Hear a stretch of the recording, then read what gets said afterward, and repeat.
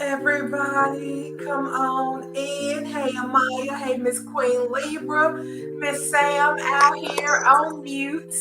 Hey. Hey, y'all. Yes, I'm off. I'm off mute now. Hey, darling. Y'all, today. I know today wasn't supposed to be exciting, but I was excited by a lot of things that happened today. I don't even So know was where to I. start. A, B, and C stories all hit today. Every last one of them hit today. I don't even know where to start. Yes, today was. There was a lot going on. I'll put it that way. There was so much going on that there's enough commentary to go around for everybody on this show today. You're absolutely right. A word for Donna, Hope, uh, Bridget, um, Sheila. Oh my God, I don't even want to. We gonna have to end with Sheila. We can't even start with her crazy behind.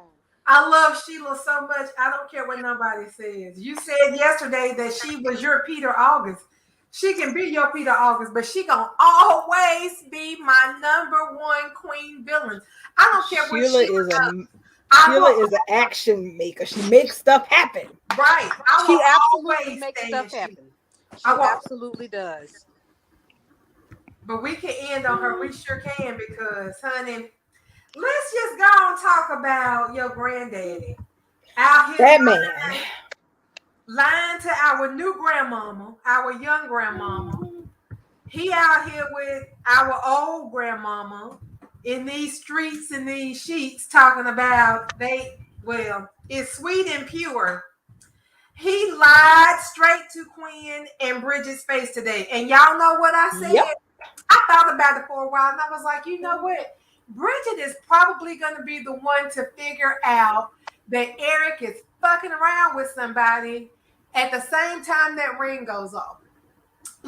She might know for 2 minutes before Queen. It's like I don't think it's gonna be that exactly that close, but I feel like Bridget's gonna find out what is going on with her daddy because remember, she told Quinn anytime his heart rate spikes again, I want you to Let me know. let me know.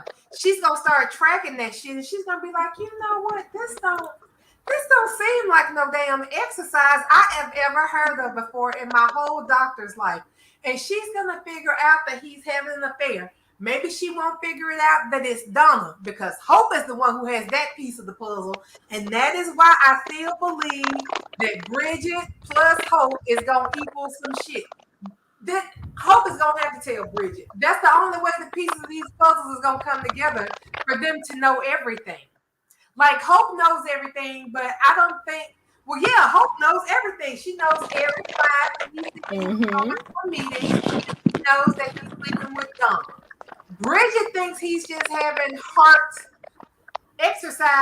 spikes, so she ain't really all that too concerned. But once she starts tracking this shit every time Quinn calls her, what the hell, her? He in a meeting again today. He in meetings every day. Daddy, you playing pickleball every day. How you And playing pickleball at 8 o'clock at night, Daddy? and get this, he apparently is getting no work done at Forrester Creations. Everybody's sending people over to Eric's house for him to look at paperwork and take care of paperwork. He's not getting anything done. All he's getting done is Donna. Right. Hey, Stefan. Um, that's gonna come back to bite him in the ass too because Hope went over there to get him to approve the collection because he's the one who's supposed to be keeping up the loose ends while Ridge and Steffi are out here on with loose Exactly. and you out here just letting the company go to damn pot because you trying to get your balls pickled. Okay. But he's Exactly. never been good at business. So this is typical of him. He's always good at drawing. He ain't never been good at managing money and take business calls and none of that stuff. That was Stephanie's angle. Stephanie That's was the one with the business head. that's correct. Right, but he's ignoring sketches. She Yes, didn't he come is. over there to talk numbers with him. Now, talking numbers was Carter's cover, but Brooke said Ridge wanted your approval on some of these Undesign. dresses y'all been Yes. showing. That's true too. That's his fucking wheelhouse. He's not getting anything done. Right. He's No. not doing He's anything. too busy getting his balls pickled to take Correct. care of business. And this is why I posted what I posted today. I posted a meme of Emperor Palpatine saying everything is proceeding as I have foreseen. Because at this point, aside from however you feel about Eric and him being a cheating bastard, which is what he is, because I'm sorry, I don't care how Donna pretties this up. This is not pure. This is not sweet. This is not love. This is Absolutely about joy and people connecting and all this other hippy dippy bullshit that she is sprouting to basically paraphrase that she's a sneaky link for an old married codger who has no intention of leaving his wife, but enjoys using her like an indoor convenience whenever she's available. This is all going to have blowback and repercussions. And the thing that makes this is that's going to make this worse is other people knowing about it before Quinn does, and her finding out that these people knew. Because here's the thing, nobody ain't responsible for what grown folks do. Okay, we are responsible for ourselves. But once you are read in on somebody's dirt like this, your ass ends up being an accessory. At least that's how people see you. Yep. That doesn't mean you approved, but you knew, you kept your mouth shut, you ain't say nothing. Then guess what? Silence is called right. You're an accessory. I got a question for you guys. Tacit approval. That's right. So now that you're saying that, darling, do you predict that everyone is going to find out before her, causing Quinn to have a fit? Like everybody's making fun of me, everybody's keeping this secret. Not everyone. Because you see, what is going to be really interesting about this is about how far this spreads. I don't think like the whole canvas is going to know before she knows, because there are a couple of people who, if they knew, they would tell her. Okay. Right. Of course. What I do think is that a lot of this mess is going to be confined to the Logan coven and parts of them knowing about it. And that's the only one that she truly mad at, because those the people that's gonna laugh at her, and that's the one that she gonna be concerned about. If it get back to Brooke before it gets to her, oh yeah, it's gonna be somebody gonna be blowing fire out their head, and it's gonna be some hell to pay. It's not about laughing. Yeah, she doesn't, because she knows Brooke can't control herself. Brooke has no self-control. Just like Brooke can't keep her legs closed, she can't keep her mouth closed. So Brooke knowing is the same as skywriting it. This is what the problem is going to be. Right. Is that Hope already knows. But before Hope found out, she was over at the Forrester Mansion displaying this kind of concern for Quinn. Okay. Now you see what happened yesterday and today with Quinn and Bridget. Same thing. Bridget is, she's happy that Quinn is looking into her father's health, that she cares so much for her father. So if Hope opens her mouth and tells Bridget, because she has to tell someone, and she obviously can't tell Brooke, who is normally her go-to person for that, and they know, then hopefully if it stops there, that may be enough, but it probably won't. If the truth comes out, when, because it's only a matter of time at this point. Right. When the truth comes out, if you were Quinn, what would you think of Hope and Bridget pretending to be so goddamn concerned about you?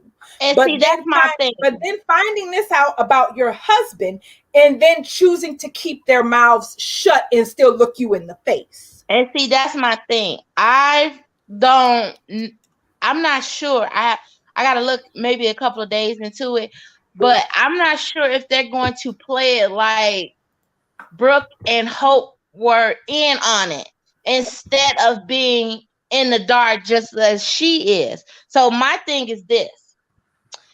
Somebody's going to tell Brooke. And like you just said, Brooke can't hold shit. And it is about laughter. It is about being made fun of. Because my thing is this. This is what's going to set Quinn off. Because once again, it's going to make it seem like Eric is in on it with them to make a fool out of her. And it's like he's going to get the better brunt of it. But I believe Brooke gonna set it off once again. Hopefully, Brooke. I honestly, I hope Brooke stays in the dark because she is the last person that needs to be added to this cake. This cake pile of a story, because Brooke won't be able, like I said, if Brooke knows, she won't be able to control herself. She will strut her ass over to the Forrester mansion and gloat in Quinn's face and not give a damn about the consequences. That's why Donna don't want to tell her. Brooke almost got Donna kneecapped last time, and I'm sure she remembers that. And when she do it this time, Rich gonna have a different outlook. He's gonna have a different he's gonna have a different conclusion for her. And see, just like how he done in the past when it came to Taylor, came out of nowhere, and it was a decision made on something that happened a long time ago. But my thing with Brooke is she's going to insert herself in Eric's marriage once again when her shit on shaky ground, and that's going to make Ridge just be like, you know what, you have no business in that, because that's going to jumpstart Quinn to separate from the Forresters. I think we're not going to be seeing Brooke. I think KKL is sidelined for a bit, and that's. But no, she came back. She came back and been filming a couple episodes. Exactly, but she's going to be here and there. She's not going to be a major contributor in this storyline. She on light duty. I think that's why we got Bridget and why we got Katie the other day. No, because remember, Ashley Jones told us months ago that she was going to be here in June. They might have reworked things and brought Bridget in sooner, but Ashley told us months before KKL broke her ankle that she was going to be on scene in June. She spilled it during Casey's live. Yeah, and I'm not sure what's going to happen to her. It's not going to take a couple of days for all that. You know what I'm saying? That might just happen in 1 or 2 episodes. And it don't have to necessarily require her to be mobile. She could be in her own home, you know what I mean? And Quinn confront her in her house, because I think Amaya said yesterday there's some pictures of Bridget at Brooke's house. I don't see that happening though, because Brooke isn't going to be confronted by anybody and not be able to jump to her feet and stand up. Like, that's not a discuss. That's not the kind of fight you have with one person sitting down and can't stand up, because then you're gonna be like, why is she standing up? Why is she just sitting there looking stupid? They're not, and we know that her ankle is broken, but it's just not gonna play out with the kind of character that unless they want to write her having a busted ankle in the story or in the show or something. Yeah, like, and they're not like they have. Hey, Reginald. Hello. Hey, Reginald. But Brooke's not like that. She's the kind of person, when she's in the confrontation, somebody is getting slapped, just like the last time. And with the problem, and the real issue is that this mess with Eric and Donna is about to take about 75% of Forrester Creations down with it, because if this whole thing plays out where it's like they are all co-signing Eric and Donna while he's still married to Quinn, because the thing is, the one thing that Hope should have asked her aunt today, but she didn't, is he leaving Quinn? Is he divorcing his wife? Is that what is happening here? But that name never came out of her mouth. She said she wants to talk to Eric, and I'm wondering if that's a question she has for him, because here's the thing: if that's not the question that you want to ask now that you know this, then so you're gonna just stand around while all of this goes down for however long Eric feels like it needs to go down. He's gonna screw your aunt on the side, smile in Quinn's face, and everybody's just gonna pretend that it's not happening. Because I feel like this is the linchpin. I'm gonna still say that. I'll agree. I think Hope is happy to keep the secret, because today she was like, "Oh, well, it is kind of sweet when you put it that way." Because this is the same woman that was having sex with another woman's husband while that woman was at home breastfeeding their newborn.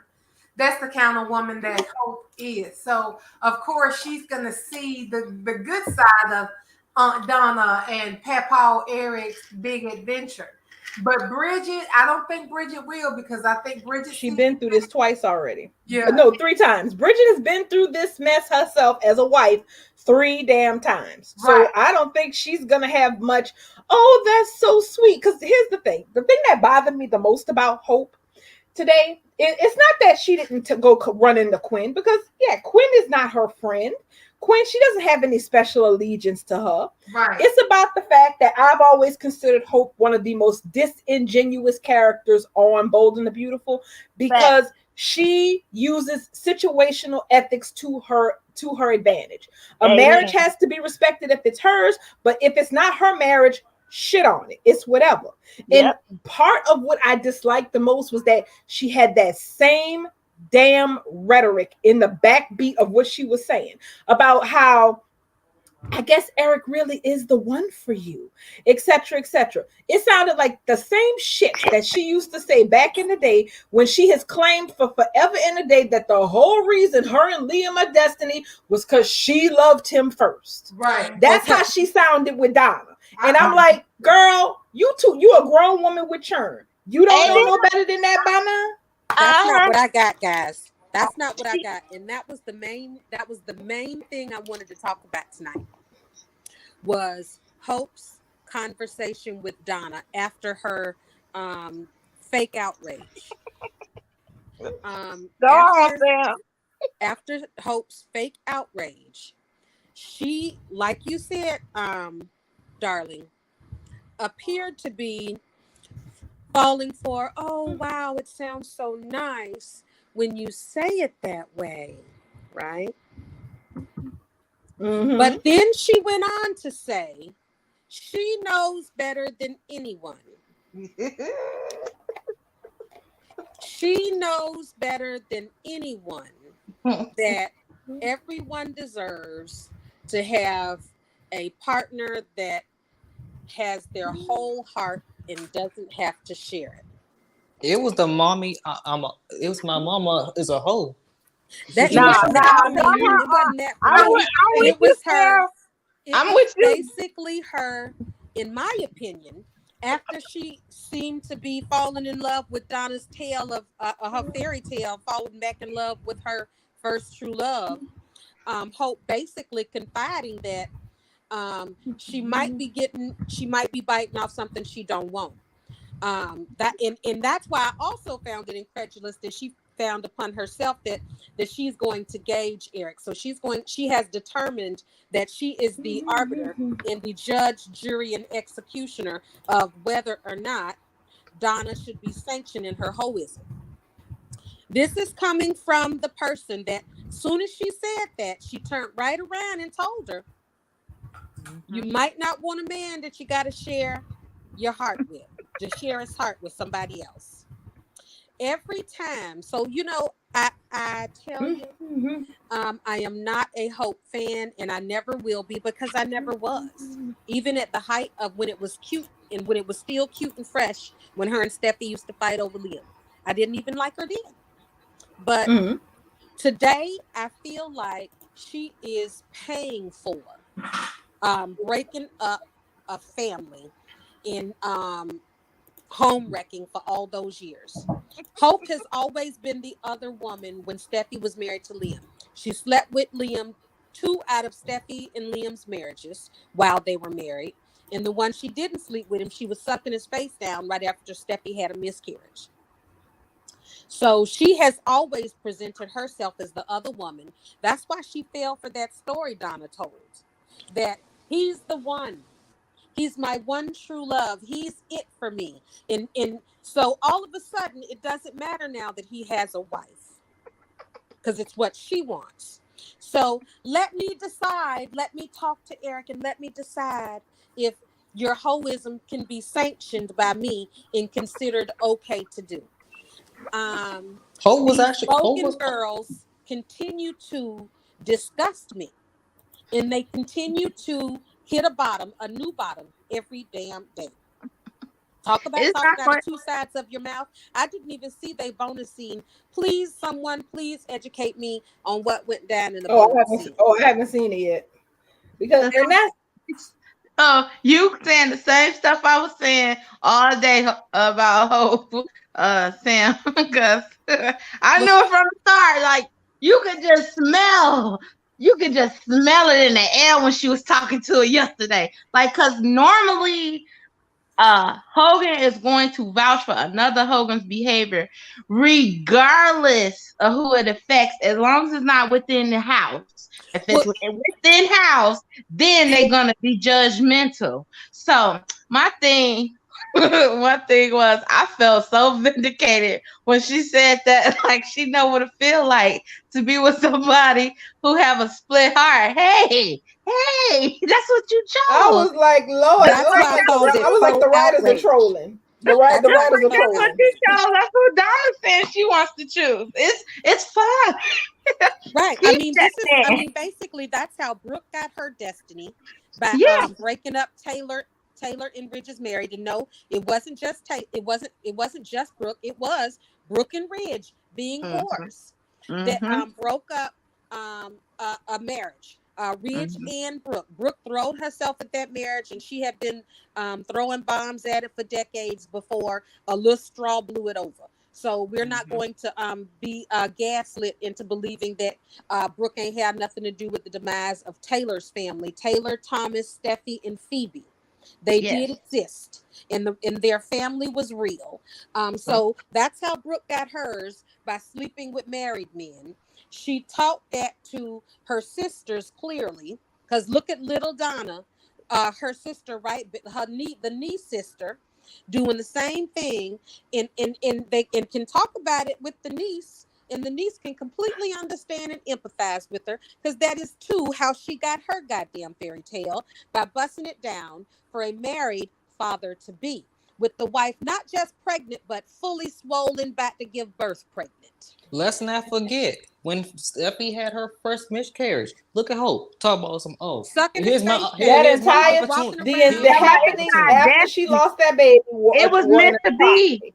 Maybe it was meant to be. You know, we get to rewrite our love story. And this is the thing. This is the kicks of it. What Hope said about how everyone deserves to have a person whose heart belongs to just them. This is why so many people who used to like Steam never want to see it again, because Liam don't belong to no one woman. And that's the way it's always gonna be. So so let Hope have him. But the thing that cracks me up about this is that it's like, honey, even if you don't, because the thing is, even in real life, if you find out that somebody's cheating, no, it is never the recommended thing for you to run to the person being cheated on to go tell them immediately, that was that's what's going on. Your man a dog, your woman a tramp, etc., etc. But this whole, I need to go talk to Eric. I really am curious as hell of exactly what she thinks she needs to hear from Eric, other than the fact that you're leaving your wife. And the part that kicked me out was the way that Donna was trying to say that this wasn't sorted. I'm like, girl, you in the same room, same back channel with a bottle of honey a couple of times a week. How much more sorted are you trying to get, dear? Well, listen, when the person that you look up to the most has taught you that this is how you get everything you want, then why not? I mean, it has been successful for Brooke. I mean, she got underneath Eric's skin, underneath Ridge's skin, underneath Thorne's skin, in all their descendants now got to be abiding with her ass. So why wouldn't Donna do it? Why wouldn't Hope do it? If they see that it's paid off, that's how come I just don't like them. No. And Katie being dumb all of a sudden is making me not like her. Girl, can you please somebody shake Katie and remind her of why she ain't with Bill, because she's still concerned about whether or not Bill is sniffing after Brooke. Oh, Brooke, like, girl, get over it already. If you have to wonder, then you should not be wondering anymore. You should be wondering how to get you a new man. Right. You need to be wondering why the hell you still wondering about them people. Because she's sitting in Brooke's house while Brooke is not there. Is Brooke somewhere not to be found? And she said she was going to ask Brooke. And Hope sitting out there talking about some, I'm still wondering about if Bill's still sniffing around with Brooke. Well, he's been sniffing around for the last couple of days, ever since he came back from his overseas trip. What my thing is with Katie, she shouldn't be worrying about what Brooke is doing. Bill is single, and according to her, he's been trying to get with her. So why she ain't riding his face? Then she'll know where he been. If she wants Bill, she have all this air and opportunity. According to her, he's been trying to win her back. So why ain't she riding him? Why is she worrying about what Brooke is doing instead of taking Bill's time, being there in when riding him? Come on. She said she don't want to get hurt again. She don't want to get. Oh, so as long as she entertaining this, she gonna get hurt. But what's she saying? Let me ask Brooke, and let the woman that has destroyed my whole entire life with the man that I call the love of my life. Let me ask her what I should do in regards to him. That's why I say she's dumb as hell. She should know what to be doing with him. Right? Not a damn thing. Well, if she want him, she should be riding him. Period. Exactly. She should be riding him, and then when she done and wore him, tied him out, then she can hobble over to Brooke's house and ask her what she think about it. But that's the whole point. Why even have to question? If you got a question whether he gonna be there with you or he gonna saddle back up with your sister, then that's a automatic no. That's the thing. Well. It seems like this thing seems to run deep with these particular women. That's pretty much basically what's going on. And that's with all of them, if you ask me. Just like blissfully saying, everyone deserves to not have to share a man's heart. Girl, please. You begged to share his heart when you got involved in an already relationship. There was a husband and a wife and a baby on the way. When you made yourself a part of that, you begged and you asked to share him. And see, that's the thing I don't understand. Because see, from my interpretation, from my recollection of how history played out, Stephen didn't leave Beth for another woman. He just left them. Like, so my whole thing is, okay, I can understand the daddy issues and not being want to be left by a man, but to purposely break up somebody else's home just because it's for shits and giggles, like just to prove what point that you could do that. That's but some they new don't see shit. It that way. They see it's somebody made a comment. I think it was either Cassandra or was it Lady Santana? Somebody made a comment about, because one thing I did not like, well, actually I did not like a lot of things about Hope these days, but I'm not a Hope fan, so y'all know that, is that Quinn, what did Hope say? That Quinn loves Eric in her own way. What the hell does that mean, ma'am? Right. I was like, hold on a second. Why are you sitting here trying to compare Quinn's love for Eric to Donna's love for Eric? Those are not two things. Those things are not mutually exclusive, nor are they two things that are worth comparison, because as I pointed out, Eric is where he is right now by his own choice. Yeah. He could have had a nice and easy divorce. The papers were signed by Quinn. He tore them up and said he wanted to work on his marriage. So this whole conflict that he's having isn't a conflict. This was a choice. Yes. He chose this for himself. So he gets no sympathy points on that. He's not trapped in some marriage where he doesn't know what to do about his wife and the woman he really loves on the side, which, as somebody did point out succinctly today, that Donna has said that she loves Eric multiple times, but I ain't heard Eric open his mouth to say, I love Donna Logan, period. Not a once. Started. So not a once. And that's the thing when it comes to these Logan girls. It's just like, if they love a person, supposedly, their stories is real. Because that's how the same shit is said about Steffy. It's just like, what they had is not love, wasn't real. It's not meant to be in it. It wasn't real. It's not love. Their kind of love. So, and that's my thing. I'm like, honey, no, love doesn't work that way. Love takes many forms. It takes many shapes. And whatever, and Donna bowling you over with her poetry about her tawdry ass affair at the health club with Eric's old gray hair on his ball's ass does not in some way mean that Quinn's love for her husband is somehow less than Donna's love for Eric. That's not what the problem is. I just want when Hope brings her little happy ass over to the Foster mansion, I just want Quinn to look down and be like, "What y'all talking about?" I just want her to overhear again. I can't understand who put Hope in charge. That's what I'm saying. To be the judge, like Don't she like got an there's open that marriage to go judge, handle? jury, executioner of people marriages when she Yes. barely got one on her own. She appointed herself. She sat right there in that hotel room Yes, today she did. and appointed herself. Well, what did Donna say? Hope, please tell me that you won't tell anyone. What I am going to do is talk to Eric because I want to see, what? Bitch, what Is you he want gonna to have the see? Liam This is syndrome? not your relationship. Exactly. What are you trying Well, to she see? having Liam flashbacks. Exactly. What you're telling Donna is, I need to see if I'm going to approve of you doing this or not. Pretty much. Yes. So That's now, pretty much Donna, what she was let's talk saying. about Yes. dumb Donna. Why is Donna 3 times Hope age caring about what Hope thinks about her? I thank you for not First of all, calling me I a don't Like, know this homewrecker. ain't even I her don't know first about y'all, time but having an that's affair me. with In Eric, real so I life. don't know why she gives a In shit. real Well, you damn know, I life, don't remember the first time. if somebody in my family judge me about something I'm doing, and this is real, real, I get viscerally defensive. First of all, because now I don't mess with people. I don't go to other people's house. I don't start things. So if you starting some trouble in my house, you feel me?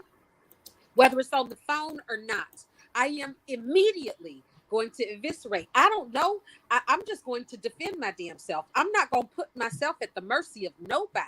If anything, I'm going to become extra aggressive so that you back away. Like that prickly thing, all the pricklies is going to come out. So I don't understand why she 3-time Hope's age, standing there looking up to her like shivering, like, please don't tell. It would have been, mind your business. This ain't your business. And I'm going to need you to go head on. I just I'm gonna need you to be the me. bowing down, cowering to this girl, begging She's for her to she understand. is really sitting on here on her hands and knees begging Hope not to tell when Hope did the exact same thing to Steffy. Well, she said, I'm begging you. I mean, girl, Donna is just a letdown in every damn way. She is not even giving me the comedy that I thought I was gonna like because it's disgusting. All her comedy has been in her underwear with Honey and Eric. I'm That's sorry. because they put this title on Hope as being the moral family arbiter. saint. You the know moral she's center. The moral center of the Logans. Yeah.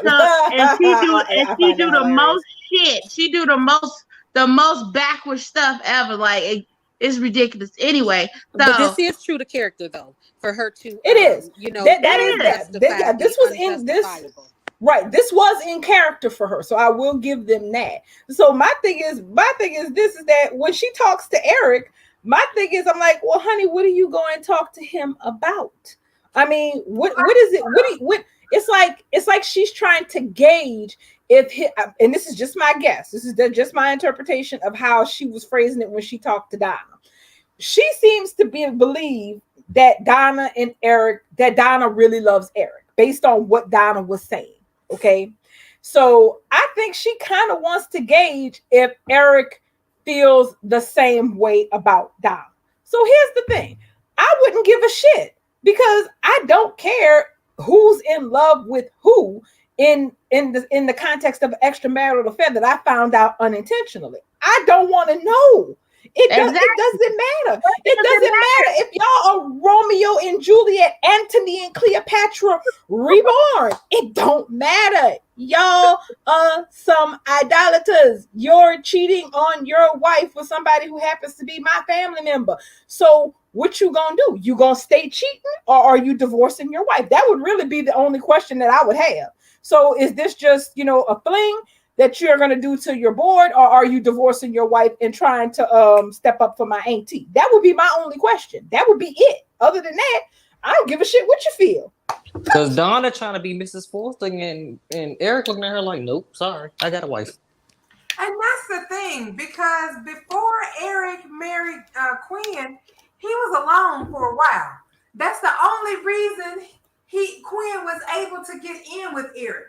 And that was one of the reasons his family presented when they sat there and told Eric they didn't want him marrying Quinn. Our dad, you're just lonely. You're just doing this because you're alone and Quinn's out here being the first thing that comes along. You don't need to hook up with her. And Eric said, well, I'm not, I ain't getting no younger, and she wants me, and I think we could be happy. That whole time before he got hooked up with Quinn, where was Donna at? See, and that's the part that makes no sense. Because keep in mind, the last person Eric was with before he got with Brooke was Taylor. And they broke up when she exposed Brooke and Bill at Katie's party. So all that time because when was that? Was that 2017 or 2018? When Real happened? 18, because that's when Heather Tom got that Emmy for that scene. Exactly. So from 2018 up until whenever Quinn and Eric happened, which is the same, which I want to say was the same year Steffy was married to Wyatt, he was single. So it's like, this idea that this is Donna's chance to reconnect with Eric kind of makes me throw up a little bit, because I'm like, honey, you were working at Forrester all that time. You were right there by that man all that time. If you wanted to get in them old gray draws, you had plenty of opportunity to when he was a single man, and nobody would have cared. Right. And she had honey sitting right there in the desk waiting on her. Honey, she still had honey at Eric's damn house that Quinn had to throw out. She gonna sit there and rub it in Quinn's face. Oh, I see Eric still has a bottle of honey. And Quinn threw that shit in the garbage can like, let me take care of that, because I don't want my husband getting sugar diabetes or some kind of bacteria off some old ass honey that's been sitting up in these cabinets, fucking cobwebs on it. Yeah. She had all the opportunity in the world, and Eric had all the opportunity in the world if he wanted to be with her. None of this makes any No, it doesn't. It doesn't. But I will say I am looking very forward to, because I will say this much: whoever's got their hand on the steering wheel, they're building this up nicely, and they're not letting the story happen in a vacuum. Mainly because they're integrating other pieces of the canvas in it. And when I say that Eric isn't just not taking care of business at Forrester, he is also putting the family company in a financially difficult and untenable situation, because he's thinking with his dick now. Because not only is Quinn's jewelry line an issue of concern, it's the fact that if Quinn feels not just portrayed by Eric, but by half the people on the canvas, she's going to want out of her marriage, but she's going to want to do as much damage as possible on her way out of that marriage. Meaning that she may not have been checking for anybody whose last name was Logan before this whole mess happened, except for Brooke, because really she ain't had much of anything to say to any of the Logans other than Brooke or Donna, when she felt Donna was being inappropriate with her husband. No, she was snappy with Katie too. She had run-ins with Katie too. Remember? Yep. She had run-ins when she was next door. You're right. Yep. So I don't even know if Katie still lives over there. Logans have basically had, and that's how come Quinn was noticeably annoyed and defensive with Hope. She was not willing to share with Hope like she was willing to share with Bridget. Because Bridget is the only one that she has not had the run-in with, and Bridget is still mostly Forrester. I don't care what exactly. Well, I think it's mostly Logan, but you're right. This is the only one she trusts. She can't trust Brooke. She can't trust Katie. She can't trust Donna. And so she's looking at Hope's side-eye. Right. And so the way this is all going to go really ugly once it blows up is that if this secret ends up spreading around way further than it should before she actually finds out, she's not just going to blame Eric for being a cheating bastard. She's going to blame other people as well for either being either facilitators, accessories after the fact, or people having the nerve to smile in her face knowing what her husband was really doing. And that's going to put her in a position of wanting to not just get out of her marriage, but get out of her marriage and do damage on the way out. And the damage that she's going to do, it would be to Forrester Creations. And that's another reason why I have nothing nice to say about Eric. He's so deep thinking with his dick that he can't think about the repercussions of how this is going to affect everybody else in his life if this whole thing goes bad. Agreed. And see, that's the thing. Once it does go bad, he's going to bend the knee begging to think about the employees. Think about, you weren't thinking about nobody else but your little pecker. He's going to bend his knee to Quinn as he should. Oh, Quinn she needs to go find that sword. It's time to use that sword again. I mean, I don't think Eric knows what he got himself into. Yes, he doesn't. No, he doesn't. I mean, he doesn't have a clue because he's not using his head at all. He's not. When Dark Side of Quinn comes out, he better run. Him and Donna. Exactly. I can't wait. Because keep in mind, a lot of the peace that's to be had right now. One of the reasons Quinn is not, the old Quinn is because she's trying to be a quote unquote better person for her marriage, to be worthy of the marriage that she has with Eric. And the thing is, Eric is not. It's not just about him cheating. He is now actively lying to her, to Bridget, and making a complete fool of her. Now, and that's what I'm saying. That's gonna hurt the worst. That means that because my thing is this, and the part that cracks me up is that this idea that Quinn and Carter's affair, because I actually thought about it. I'm like, Quinn and Carter had what basically amounts to almost a one-night stand, at least in the context of her cheating on Eric, because everything that happened after they got back together doesn't count because Eric basically sent her to Carter. He insisted that she go get laid by Carter. So I don't count that as an affair. That's not an affair when your husband gives you permission to go sleep with another man. And her and Carter blowing each other's minds after her and Eric separated and he was working on the divorce papers. That's not cheating on your husband either. You're getting a divorce. Exactly. So when you really look at it, it's like this idea that, and the part that pissed me off with Donald was like, oh, Quinn's just not doing it. Honey, no, it's not that Quinn's not doing it. It's that Eric is not trying to do anything. Yeah. Quinn had a one-night stand with Carter. She cheated on her husband. It is absolutely the truth. That is exactly what happened. But he was the one who chose to take her back. He didn't have that to do. He emotionally cheated on her first. I don't care if she did blow Carter back out. My whole thing is this, and I said it, and I keep on saying it. He's setting up appointments to go get that twat from Donna. She did not do that when it came to Carter. She did what she did. Exactly. And then he did what he did. He tore up them papers. Once he found out she was accepting it and she was willing to leave with her dignity, he could not handle that pressure. That hurt him more than what she did with Carter. And that's why I'm with you, Can. Because when Quinn walked into that mansion to sign those papers, she and Carter was already happy. They had already made plans for their future. When Quinn walked in there, she was like, she ready to do this. She had a smile on her face. She said, I said I wasn't going to apologize for what I did, and I'm not. She said, but I want you to know that I will always be sorry for hurting you. And she was like, she ready to do this. And this fool turned off. So she was out of it emotionally. She had accepted it emotionally. And he dragged her back in just to suck honey off Donna's finger. Right. Because he had a right to want his marriage to be over after he was cheated on. Right. Ain't nobody obligated to stay with you once you done cheated on them. You have a right to go on about your business and have some peace in your life. But I agree with what Can said. It's exactly that. Donna was about, even though that whole scene at the vow renewal was anything but dignified, it was quite humiliating in my opinion. But even with that, she was prepared to walk out of that marriage with her dignity intact.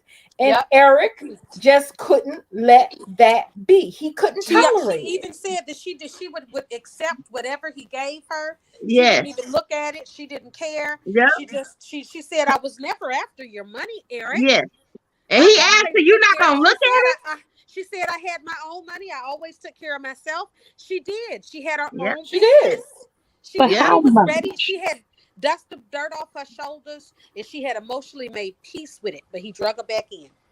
But how much is Eric going to emotionally blackmail her when she finds out? Because she is going to go ballistic, but he's going to try to, switch it up on her, like, oh, well, you did this to me and everything. We can get past this or whatever, especially when she's ready to walk out the door. Because let's be real, the minute she's ready to walk out that door is when everything with Donna is going to shrivel up for Eric.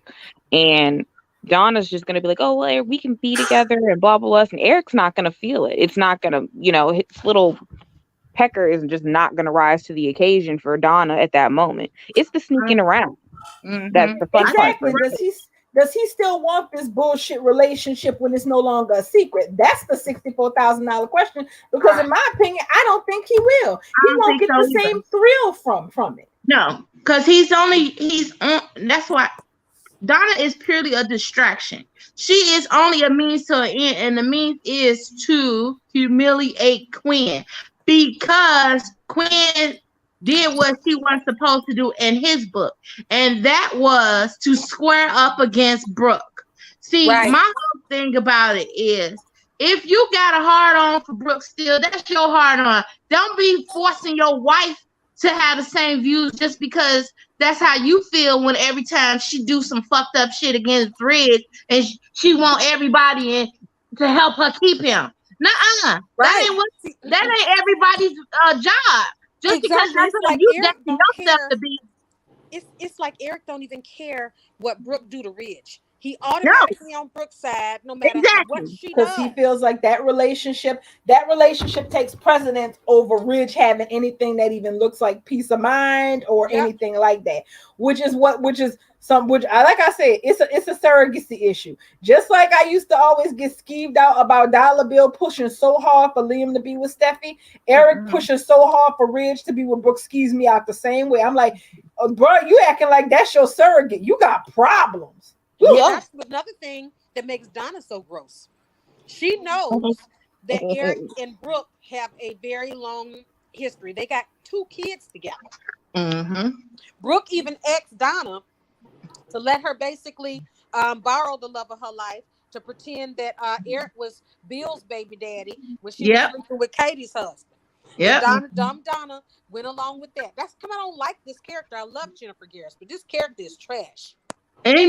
She will do that, but that whole situation when she got pregnant with Bill baby, that stuff will happen again, and she would ask him again, and this time I think Eric will go for it. Only reason why he didn't go for it then was because he was sour at them, and he was fresh with Taylor. You know what I would like to know? I would like to get Lumi's take on Hope today when she was talking about having to share a man's heart when she was talking to Donna. Actually, I just laughed because I thought it was just ironic, the fact that she literally thought she said all of that out of her mouth and none of the light bulb hit her in the head. I was like, where's the lightning to strike you in the face? Because literally, girl, I thought the light bulb went off. It didn't hit when she said it. It busted to flames. It literally didn't hit when she said it, because I'm just like, ma'am, do you hear what you saying out of your own mouth? You dealing with the same situation. I actually, with that moment, hope Donna was gonna laugh in her face a little bit, because like it was just so dead on the nose to me that she said that out of her mouth. I was like, you're mad at Donna because she's sleeping with a married man that literally took his wife back for cheating. The only difference between you and Donna is that Donna came in later in the situation and you decided to pounce on at the beginning. That's about it. Hello. And then you guys remember that it was Donna who sat up there and saw steam in the cabin and went back and told Hope, you know what? Maybe you shouldn't. Maybe you should just give it a little time. Give her some good auntie advice. And she's sitting up there, and now the roles are reversed, and she critiquing her for the same stuff that she chose to put her own stuff in. Maybe it's just me, because I felt like when she was saying it that she was looking wistful and like almost even warning her that she might not want to get involved in a marriage. Maybe that's just It's no. Especially that part where she was saying, no matter how hard, no matter what, sometimes it just never goes away. She was looking wistful. She was thinking about herself. She wasn't talking about Donna's situation. She was talking about her situation. Hey, Renee. She definitely talk about her situation from the beginning. She's been talking about her situation with Liam and Steffy since the beginning, since she bust in the room. She's still worried. She's still, after all this time, she's still worried about Steffy. Steffy ain't worried about you. Steffy got a whole new man. You still worried about Steffy, ma'am? You should be worried about your husband, who can't seem to get over his ex-wife. I think she was comparing their situations, and the thing is, it's like, well, honey, look, you in it. You said Liam was what you wanted. You got him. It's gonna be whatever the hell it's gonna be now, honey. It is late for takes, backsies, and exchanges, no deposit, no return, none of that. It is what it is. I don't think she wants a return. I don't think she even wants a return. I feel like Hope has accepted the fact that she has to share Liam's heart with Steffy, regardless if she think it's 50%, regardless if she thinks Steffy only got 25, regardless how much she think is in there. She knows that she is sharing Liam's heart because he told her, and she also overheard Liam telling Steffy. So she's also said on screen to Brooke that she know that Steffy's always gonna be. She keeps letting Brooke know she's always gonna be. So I feel like when I saw it, to me it was like her warning Donna not to get involved in a marriage, because you might end up with Eric, but you might end up with half of Eric. And not only that, because the thing is, on paper, there are 3 ways for this story to end. And the way that Donna wants it to end is actually the least likely of the one availabilities. What she wants is for what she wants is for Eric to make the decision that his marriage is not working and to choose to leave Quinn for her. That's what she wants. Honey, if that is how this was going to play out, it would have played out like that already. This is a situation where it is never going to be Eric choosing to leave Quinn. It is going to be Quinn choosing to X Eric's trash ass out. And that does not mean that he automatically ends up with you by default. That is so with the way she wants this story to go, I don't think she's gonna get that. She may think she can, but no. She going up against Quinn, a woman who's very dangerous, more dangerous than Sheila. Yes, she is. And here's the thing. The thing that she doesn't have to worry about, I don't think she has to worry about Quinn coming for her kneecaps. Quinn is going to be coming for a whole different sort of payback on this. If this all goes down as ugly as the setup is having it go, it looks like it is, she's going to, if Donna got her kneecaps and that was all that happened, that would be a good outcome. It's true. And you're right that it does have 3 different ways on paper to work itself out. I'm just hoping it doesn't happen at a wedding. Well, who's wedding? That's the thing. Paris and Carter, they the only people lined up to get married. I do have to think that I think the crescendo on our B and C stories, they're going to be reaching their climax at the same time. I really do think that. Yeah, because I can see it happening.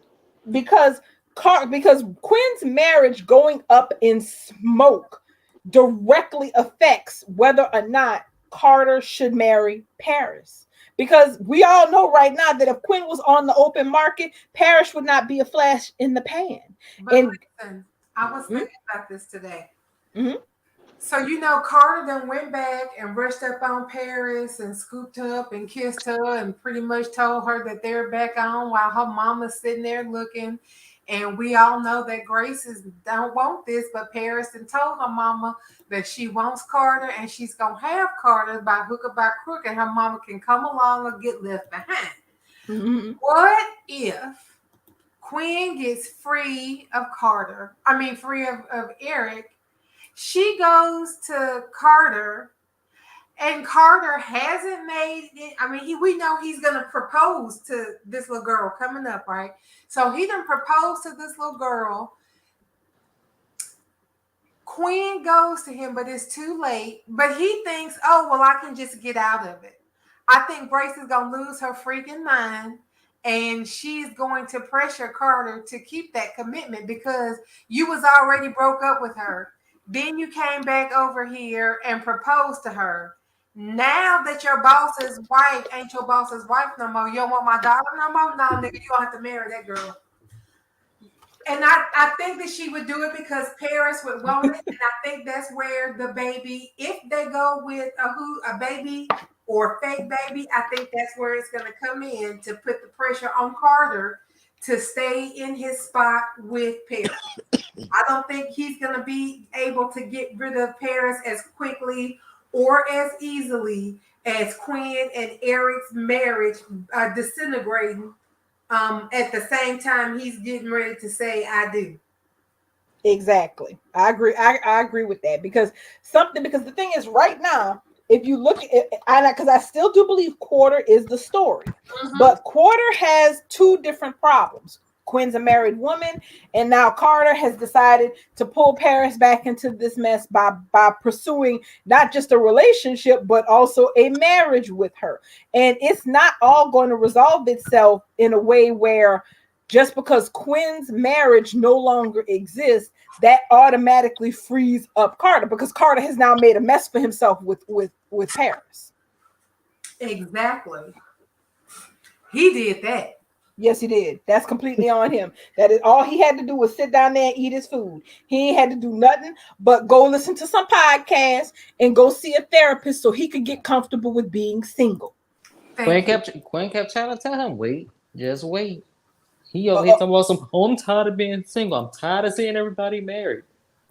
And now that her mama then sat here and accused him of sexually harassing her daughter, he's going to propose to her to make it look like it's the real deal. When at the end of the day, yeah, you are kind of using your position to influence this girl, but she kind of saw it coming. But all of y'all are wrong in this. All of y'all are wrong in this. I think Grace is projecting, but she's also trying to protect her daughter. And we still don't know anything about Paris's past. She could be flat out crazy. And that's why her mama just gonna give in like, well, shit, I can't do it no more. Girl, I'm gonna need somebody to call Zoe. Well, yeah, I hope that Grace's motivation and why she acting crazy about Carter is because Carter knocked up Zoe and Zoe got his baby over there. I want Zoe to come that back would be with Carter's baby. Twist. That's what I need. I need Paris to go away and Zoe to arrive. Well, unfortunately, it would probably have to be a recast because according to Kara Barnes's Instagram, she in Puerto Rico shooting for Fantasy Island still. Oh yeah, it would have to be a recast. I mean, she's in Fantasy Island. She's not going anywhere. Hopefully, my dream recast would have been Lauren Lott. She's not on any soap right now. She would be a dream recast. I do ponder though, like, if it's not Zoe that's pregnant, it's going to be Paris pretending she is. Yeah, and I just hate that because I don't like Paris at all. I get no enjoyment out of watching any of her scenes. They ruined her character all she on their own. Came on as Zoe's I think sister. they did too much when they had her fantasizing about Finn, and I just couldn't. I don't think I could ever. That was so unnecessary. That made everybody sick. Yeah, it was just like what? But she was all right until then. You know, she was all right. I didn't like her, but she was all right. But I wasn't over. She did that. I just could not. When they canned it, I wasn't bothered anymore too much about it. It was just the self-righteousness of like how she was going around talking, just puffing up her chest, like, oh, I need to tell what Quinn did and blah blah blah, this and everything. I need to tell all the truth and all this other stuff. It's the fact that she's a hypocrite that makes me not like her more than anything. And it's too soon in her character to be that nature when you just got on the scene, Zoe did warn everybody, said Paris is not who you think she is. And that's what we need to get into. And I hope we get into it with this storyline. I hope that she turns into the monster that Zoe said she was, into the brat that Zoe said she was, into the nightmare. I want to see it. Don't tell me about it. Show it to me. Exactly. I'm with you. That's what I want to see. I want to see exactly what she was talking about. Her little sister's a monster. Right. If she's going to lose her damn mind, let me see her lose her damn mind on somebody. And now that we've gotten to the second half of the hour, I think we need this last hour because we got to talk about Sheila and Lee and our boy Finn. Girl, did Lord have mercy. did Sheila throw Lee down, or was I seeing things? She knocked her Popped in the out. back of the head. She knocked her out. She clocked her. With what? I don't know, but she clocked her. It looked like she hit her with her hand. It was so fast. I hate to laugh, but listen, if she had just given some people ashes, like I said in the beginning, she wouldn't be sitting here with a goose egg on the back of her head. Her head's gonna be tied up the next time we see her. I wouldn't have turned my back on Sheila ass for all the tea in China. Right? I'm like, that's what I mean when I say Lee is not it's not from these streets. Because first of all, it started yesterday with Lee getting pushed. And now that Finn has woken up, she got popped in the back of the head. She told me, you got knocked the fuck out. Because it's the way how the camera was panning. I was like, I knew something was getting ready to happen. Because too. Lee talk about some. Oh, Finn. Sheila said, nope, get out of here. But you guys, what if Sheila is the one who makes an anonymous phone call and tells them where Finn is? Because that's the only way this is still going to work out for him to wake up and get back to Steffy in time. Well, here is the thing. Because remember, we talked about this last night a little bit. The question was that what is it? We knew Sheila was not going back to jail. And even Sheila herself pointed out the fact that her son not being dead means that she don't belong in jail. Whatever, you belong in jail for something, just not for that. So we'll have a difference of opinion on it. But the question was, what was going to be the thing that kept Sheila in Lee's air nab with Lee in Finn, but not having her be, reported to the cops or go back to jail? And I think that we may have stumbled on it, because I'm sorry, at the end of the show today, Sheila was giving me Annie Wilkins for Misery vibes, because because Lee's insistence on secrecy has inadvertently put her in a position where Sheila has got where she has no backup. She has no backup because nobody else knows that Finn is alive. Nobody else knows what she's up to, and nobody else knows where she's at. She's literally in a cabin in the woods by a lake by herself, like an old damn horror movie. Because Reese was like, let's call Lee. As soon as Lee picked up the phone, here goes Sheila. Don't you dare answer the phone. Especially not him. I'm sorry. Exactly. That bitch would have never got my phone. I'm like, we would have been on the phone scrapping with me pressing answer and screaming my ass off with my address. See, I don't understand why. What I don't understand is why Lee just didn't do a background check on Sheila in the first place. Like when she came to that prison, Sheila had the hairs on the back of Lee's neck standing up. So for me, it's just surprising she didn't have like a taser or, I don't know, a 9mm in her house somewhere, just to protect herself. Yeah, Lee ain't gonna learn to fight. Lee tried to threaten Sheila, and then Sheila was like, you ain't gonna sit here and threaten me. I'm gonna watch you. As soon as Lee got up, she talked about you're gonna stay in jail for the rest of your life. Sheila said, you must not know who you think I am. You know who I mean? I'll see you soon. Y'all, I'm sorry. Sheila dog walked her. I don't care what anyone says. I love Sheila, but this is the thing. Lee is not, like we said, Lee is not about these streets. She thought that Sheila was just some regular run-of-the-mill criminal doing stuff. No, baby, this is her DNA. Sheila been doing this for about 30 years. You ain't ready for her. This ain't your average bear. You talking about you gonna be in jail for the rest of your life, ma'am? You might want to ask the police how many times they've had to look for this woman. She's changed her face surgically twice, although that don't count because that happened in Genoa City. But you better ask somebody. She will probably show up tomorrow looking like your ass. While you start up in the closet, she'll have a mask made.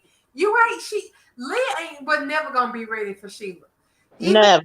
if Jack had told her that boy was his affair baby with Sheila, unless she went somewhere and talked to the people who lived it, she was never gonna be ready for the type of crazy Sheila is. And then today, Sheila told her, "Bitch, you crazier than I am. You sitting up here think you gonna do all this?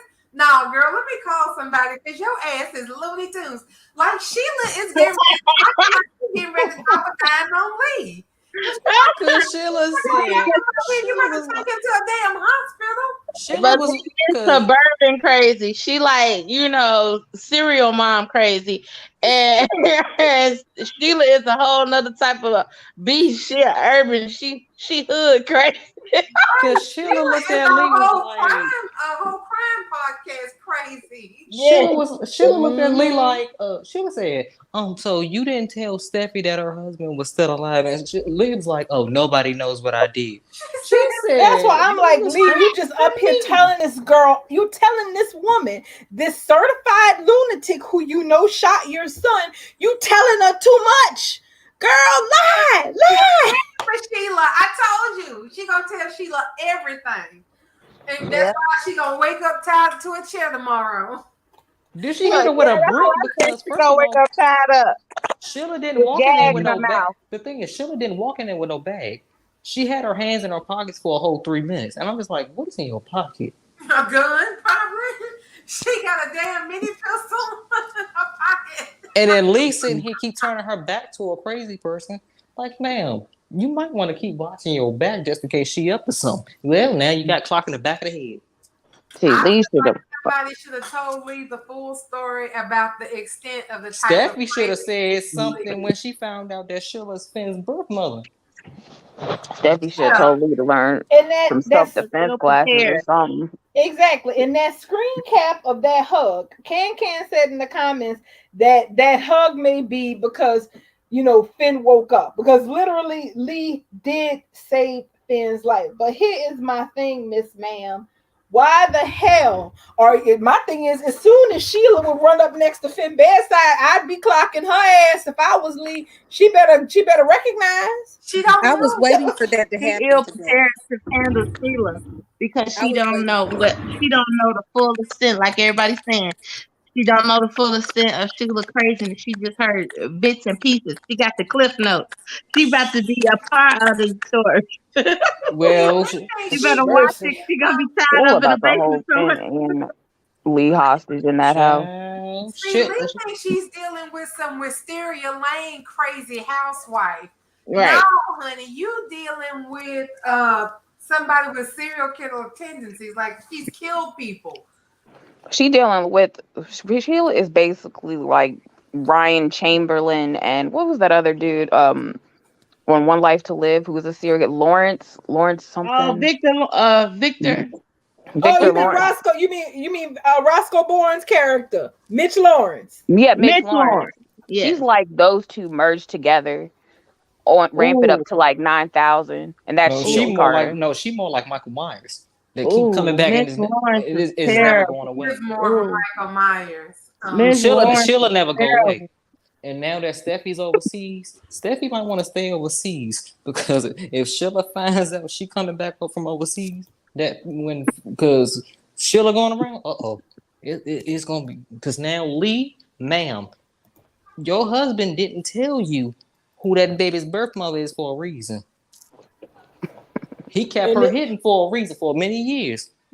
And now that she's back, she coming for vengeance on everybody. Not to mention nobody ain't doing their own due diligence either. And Baker sitting over here talking about we're gonna find her. Well, she might clock you in the back of your head too. Nah, she at least give him a donut first. I was gonna say the only way you're gonna find Sheila is if she is at a hot dog stand. If she ain't stopping by Nathan's, or a Hebrew Nation hot dog cart, damn, what's the other one? She gonna find him. Cause Sheila is packing when you think she not packing. Woman came up in Lee's hotel room just like, where my son at? Here go Lee, get out. Sheila like, I ain't going nowhere till I find my son. Now tell me what my son needs. And you know what? I need to put it on the T-shirt. We wouldn't be here if you'd have gave them people some ashes. We would not be here if you were just giving them people some dirt in a cup. What she should have done was hire some bodyguards or something to front of her door. She was ridiculous for that one. They Well, open your door wide open, like you didn't even crack it. You just opened it wide open. Because You this wanna is say who it is? I ain't open up no door. and Sheila sees all of this for what it really is, her chance, her opportunity. Because now she's Her not a last murderer. chance. Exactly. She's not a murderer. She didn't kill her son. This exonerates her legally because apparently she has a lawyer. So I don't know if she'd be crazy enough to call her lawyer since she didn't broke out of jail to say, look, my son alive, so they can't be holding me for no damn murder charge because I didn't kill nobody because nobody died. But it doesn't fully exonerate her from she did what she did to Steffy. Oh no, she's guilty. She's guilty of attempted murder, definitely in both cases. And Because that's a whole another charge than murder.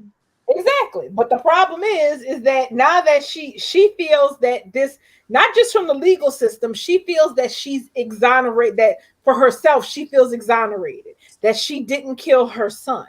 So because she didn't kill him, she sees this as her chance to fix everything. Because the thing is, and this is the part that's crazy about Sheila, she thinks that the fact that she intended to kill Steffy instead of Finn just means this was all a horrible misunderstanding. And she just has to get Finn to understand that. Okay. But that's the thing. She's not really even caring about what she did to Steffy. She's saying that, okay, Finn's alive. He's my only child that I have left, who will give me the time of day. I have one last chance to work it out and have some type of relationship with a child that I done birthed in the world. He's my last hope and my last chance with a grandchild.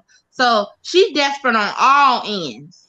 Yes, she'll do anything to get the both of them. But see, that's the problem. That leaves another opportunity as well open where Sheila, because she thinks in opportunities. That's all she thinks in. Yep. And ultimately, from what we've learned from Tanner, that confrontation is coming between Sheila and Finn. And I'm hoping it'll be really good. Oh, yeah, it's bound to be good. It's bound to be very good. That's what I was saying. Like, I can't wait till we start seeing the green pea soup flying out of his mouth on her ass, because it's bound to happen. And you know what? I'm not gonna stop saying it ain't gonna be over until we see that damn cactus and that little baby crib. Cause it's gonna happen too. She gonna take that baby because Finn gonna be done with her. He woke up saying, "Mom." That's when Lee went into his face, and that's when Sheila got clocked her. Like, did you forget about the psycho behind you? He didn't see nothing when he saw Sheila's face. He stopped calling Mom. Exactly. That's why Sheila. That was the part that tripped me out when he started to open his eyes and was mumbling. He started saying, "Mom." Sheila clocked Lee and put herself there like, "Yeah, I'm here." I'm like, "Girl, he not talking to you. He was talking to his mama, who you just laid out on the damn floor." And I'm like, so Lumi is right. She sees this as her opportunity to fix this entire mess and to have the relationship with her son that she always wanted to have. So much the better that he's basically a captive now because everybody thinks he's dead. Steffy is on another continent, the person who was keeping them apart, blah, blah, blah. And she's going to see this as her opportunity and she's going to want to make the most of it. Yeah. See, but there's the other, there leads another story opportunity in this as well. After that whole Finn and Sheila confrontation, because Finn's going to close that door. At least he thinks it's going to be closed indefinitely, where the door and everything else on Sheila, it's the past. He doesn't care about if she's her birth mother and whatever else. But see, that leads another opportunity for Sheila right there, because if she can't have Finn, what's the next best thing? Hayes. Exactly. And so that's another story that leads to potential when Steffy and Finn are back on the scene together, having their son kidnapped. That was it. Well, we do know for sure because Tanner did say I said that there's a twist coming up that he didn't see coming. Remember when Casey wanted to hurry up and switch the subject to April 1st? So there is a big twist that is coming up. So we all expect Sheila and Finn to have a showdown. And we all expect a Sin reunion. But there is going to be a twist that we don't expect. It could be a Hayes kidnapping. Or See, I was hoping, I'm holding out for it to be a Hayes kidnapping because he rewriting all these storylines, and it only is befitting that the child that was kidnapped when she was Steffy was 4-5 years old, got kidnapped by Morgan and gets kidnapped by his grandmother. So Maya, you hashtag kidnap Hayes, girl. I hope that it's actually that Sheila is not his birth mother. That would be nice. That would be really nice. There's only one or two ways they're gonna end up doing this, and which I'm really not gonna like if the secondary one happens. It's for Sheila to lose interest in Hayes. One, the first one is that, like you said, somehow Sheila is not Finn's biological mother and stuff, but I don't see that really happening. Because that leads open to a lot of roads for different stories, in the future. The second one is the one I hate the most, and that is. I'm sorry, I didn't hear you. I'm sorry, I thought I was on mute. My bad. Go ahead. Go ahead. The second one is what everyone tried to do with Kelly is change the paternity of Hayes. That's what I was just saying, that Liam would be the father of Hayes. Child, if that happens, I swear to goodness. I would be very mad because we all pissed.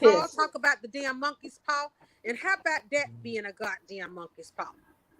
But see, right now, I don't think that's going to happen, y'all. For that goddamn cowbell to take away our Sinnabuns. See, that is a real that's not gonna happen. Move. But see, Listen, line is my voice done got elevated just on the thought of it. I'm gonna go on mute and start texting. I'd be aggravated so much because Liam worthless ass don't need no more charm. Because if they do that, it's gonna be danger zone. Now I will say this. I'll say this to that. In my other Steffy room, it was a debate going around saying that all Steffy kids are gonna end up being Liams. And this is my statement for that. Stephanie's kids weren't all Eric's. So my whole thing is I don't think that's going to happen per se. I don't think it's going to be Steffi's storyline. She already had Who's the Daddy too many times. So I don't see her having all these Who's the Daddies only for them to be rewritten later. I don't think that's her storyline. I think that privilege is gonna go for somebody else. I'm not gonna say no. Like my thing is like right now with Hope's conversation is too on the nose. So that's what it's for somebody else. Yeah, I agree. It could be because the problem with the whole Donna and Hope conversation, not just to be, to give, actual voice to like Hope acknowledging that she knows Liam's heart is divided, but also that she is insecure about this and it could also lead to something else. So I wonder because like she and Liam have not had any more kids. Could it be that her next kid isn't Liam's? She might be pregnant. She might be pregnant now after doing it on the floor again. Please don't remind me of that. It made me want to gag when I saw it the first time. Who was doing it? You not talking about? She said that she didn't want to have kids anymore. Yeah. After she thought she lost Beth, she had decided that she didn't want to give birth to any more children. And that's one reason why she wanted Douglas. Is because she didn't want to lose any more kids. Now, after she got Beth back, I don't know if she just changed her mind, but that was the last that was spoken of it. And you know what? If she is pregnant and the storyline goes, I don't want to be pregnant, and she has an abortion behind Liam's back, Now you Oh know that's no, far-fetched. that ain't gonna do that. No, see, Daytime that's does not touch. Daytime know does that's not far-fetched. touch. Daytime does not touch abortion stories anymore. That is That's like the Roe and Wade is going on right now, ladies. Y'all act like they I don't pull know. stuff in the No, headlines. They may. I know. No, Anything but is possible. CBS is That's I'm a just stretch. saying everything is possible. no That's a reach. CBS. That's a I reach. agree with what Amaya says. CBS is too conservative. We lucky we even got a gay couple on Young and the Restless. Right. yeah, they They're are too concerned. And then there's also the very factor. conservative. Right. Yeah, and then there's also They already did the abortion with Ashley Abbott, and we see how that ended up 37 years. They drove her crazy for it. Right. yeah, and then And there's the Hope fact that ain't they're just going too crazy. sensitive. I think Hope going crazy. I don't know. I'm just saying. I'm just throwing it out there. It's just ABC is a lot more liberal when it comes to storylines like that than CBS. Fact. but that's the thing, because we have so few soaps now. Because this is the thing, the soaps used to be about current events. They used to touch stories that were about hot buttons. It's how we got Stone and Robin having HIV on ABC.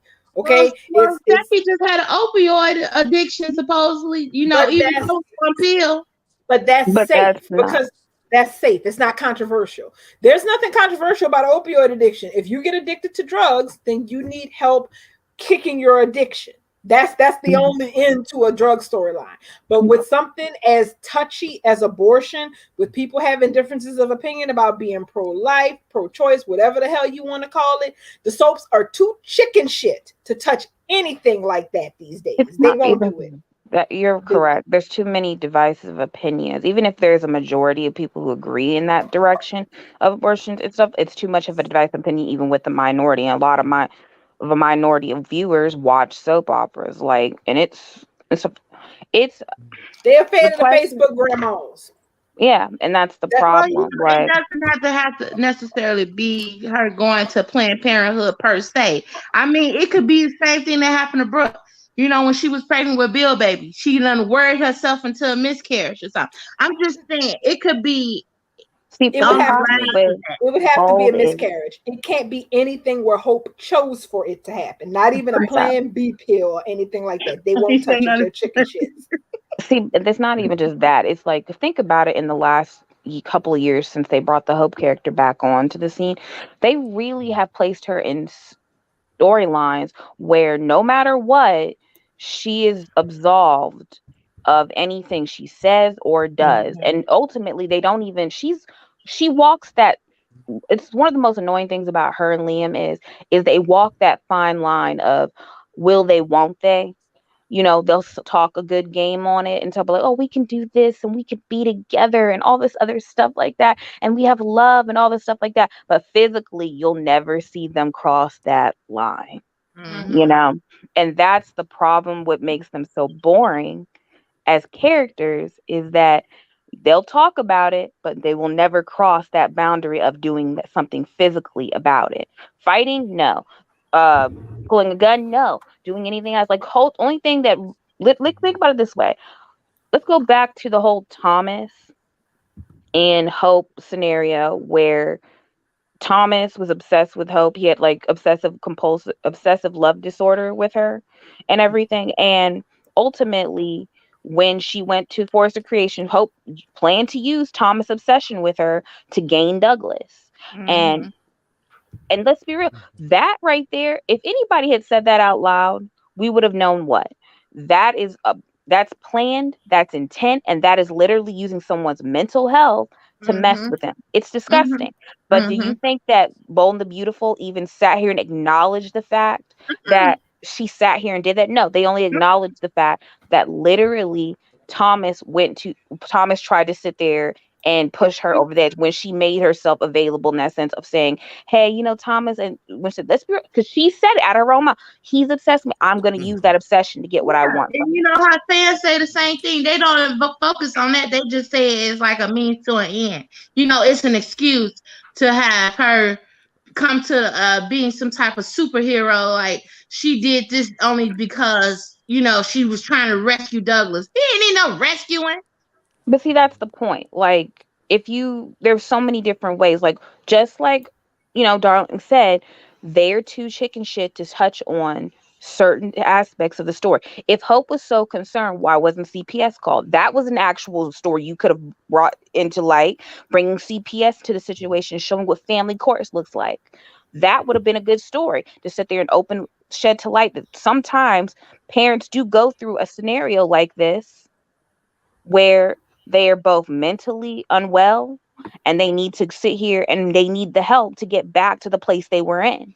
Correct. You could have had this literally Thomas going to therapy, getting help, but also having a breakthrough with his son in therapy as he cried, but no, none of that would happen. All of that was focused on Hope sitting over here getting her child that she needed. And the point of the matter is they're too chicken shit to actually sit here and make those stories happen. He kind of did have somewhat of a breakthrough when he was in the hospital when he was talking to Rich, and it came out that he did like have a meltdown almost, saying that he was basically, he was afraid of being a single father. So that's why he backed onto Hope so much. And that was the only thing that we got. Like that's ridiculous. Like they dragged that storyline out for months only to get that like that one little snippet. But see, that's the problem though. Like and that goes back to my major point here. Like, notice right now that none of the scenarios that Hope is in factor on any issues with Hope and Liam at all. Like, literally nothing about them as a couple is, focused upon. Like them literally having, I don't know, going to remember all those stories back in like the 90s where they would get stuck on desert islands, or they would sit here and they would go to, somebody would come into town and somebody would end up murdered and they would have to focus on a serial killer scenario or whatever. I mean, like, they could have even given them the Bo and Hope treatment at the end of the day, like literally sitting over there having them be cops or something. I don't know. I'm just saying, Hope they could come up with something. They don't have any type of, what's the word I'm looking, they don't have any story that needs to be told, because their story is already told. They're victims, and that's how Belle painted them, and that's how they are. And no matter how much Belle does anything with them, nothing in the future that you give them as a story will ever make them interesting. And so you have your whole story can't be that you're star-crossed lovers. That's what you do when you're not together. Once you're married with children and shit, that can't be your whole story anymore. It just can't be.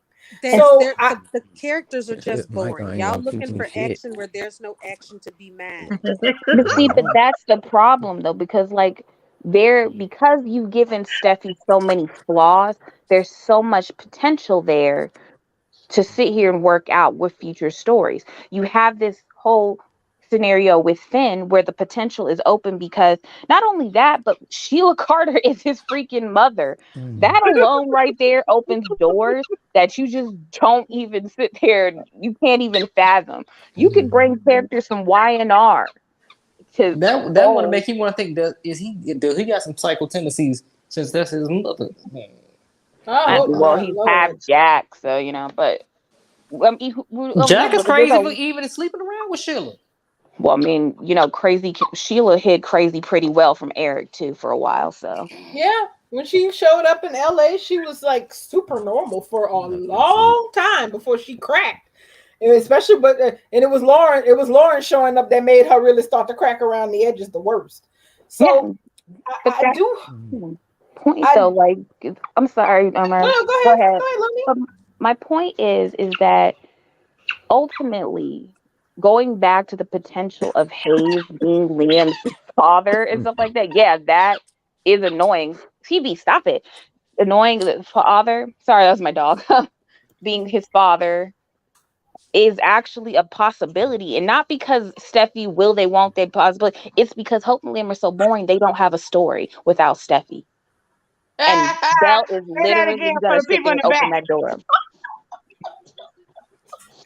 Well, I'm hoping that Belle sticks to his promise and actually he says that they have a story coming up that's not supposed to be a triangle. I'll say honestly, I'm curious to see what the hell it is, because they need them to, if they're not gonna separate them and put them with other people, one of them not Steffi not being one of the options, then they need to figure out something for them to do as a married couple to have a story that is not dependent on Steffi being a third wheel in their relationship. And they've never been able to figure that out. But see, the problem is, what story can you tell with them? I don't know, other than Beth getting sick. That is the. I already told y'all Hope gonna be a drunk. Yes, Well, yes, we've been. Oh, look, we've been talking about this for months at this point. That we've been clocking Hope apparently having more liquor in her hand than usual. So yes, we all got our tickets out for Hope being an unintentional alcoholic. That would be a story. Yeah. Like Liam finding bottles hidden around the house, like they was finding them bottles Katie was hiding around the house. That would be a fun storyline for them, and it would be something that we could enjoy. Like, I would really like to see that. I would like to see the potential of that story only if all the insecurities Hope pushes down come up to the surface, and in her drunken rants, she literally comes out with it. I agree. She needs to be able to say all the things that she's been holding in on the inside since her mama slept with all of her. She needs to have everybody in the room, just like with Steffi's intervention. She needs to have everybody in the room and just reading bitches from top to bottom. And Aunt Donna, you for making me keep your raggedy ass secret about you sleeping with Eric at the family club. Like, I want her to see her go off on all the family, the whole family. And then I want her to realize that she ain't been that great her damn self. Yeah, she is. That's the thing. Hope spends a lot of time not saying what she's really thinking. So I do agree that the potential alcoholism storyline holds a certain interest because it may be one way for her to actually be able to go ahead and just finally freaking do that thing. Go ahead, say whatever the hell it is you gotta say. Damn, girl. Right. Forget all these people. F these people feelings. Say whatever it is you feel you need to say. The only other story I could see them having, the only two other stories I could see them having would be, somebody already said it, is if Beth had some kind of a health crisis, or if they decided they did want to have another biological child and they hit infertility issues. Those are really, I can't really see too much else for them to do with them as a couple. Nothing else but making Hope an alcoholic so Liam can be rescuing his wife instead of other women for a change. Just stay rescuing your own wife. She's out here drinking, and you worried about when Steffy gonna come back from the UK. Boy, your wife is out here swimming with Paul Masson. Do you know that? Do you know that your wife is having a threesome with Bartles and James? Why are you worried about that? Can you go get your wife out of Corbin Canyon before she falls the damn off a cliff? Like, come on. She said Bartles and James. But even after those stories, how much longer can they keep Hope and Liam married? In the sense of like, it's like, because everybody always compares them like to their version of like Bridge that's way more boring, you know? And because they're definitely not, Bridge at all. But they're their version of Tridge that's just way more boring. And how, ultimately, how much peace can you get before it gets super boring, story-wise and show-wise, when you can't? They having love scenes and that shit is boring. Like, they need something. They need something to make them interesting. Steffi's gone. Thomas is, hell if I know. He was supposed to be at the house with Douglas, but Douglas was at the club at a party. So we don't even know where the hell Thomas is. They don't have nothing to nobody to make them interesting. They need to go ahead and let her be friends with Jose Cuervo and Don Julio, and just fall into it. It'll give Liam something to do.